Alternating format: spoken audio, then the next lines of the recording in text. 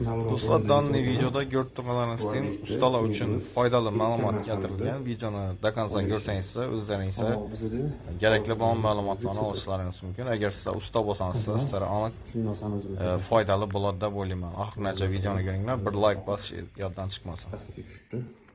Pataloq polniy to'lgan suvga yig'ib, keyin tashlabdi bu. Bundan patologga olmasa kerak.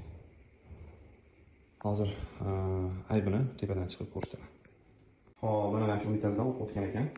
Hozir engash ko'rdim. Endi mana shu adapterni. Bular mana perexodnik sinib ketgan. 15 ga 12. Mana ko'rinib turibdi, qorayib yotibdi. Zavodskiy brak bo'lganmi? Yoki singanmi, o'zim bilmayman, lekin yana bir marta oldin ham mana shu 12 ga 15 dan muammo bo'lgan edi. Tabiiyki, xuddi shunaqa singan edi.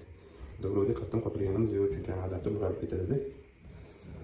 Tiklamagan ham shu yerda asqotib qoldi. Furmantiga o'tkazgan edim. Tiklangan bo'lganda, lekin tadbirlar bo'lardi, adapter o'sha almashtirib bo'lmaydi, devor ichiga qolib ketgan.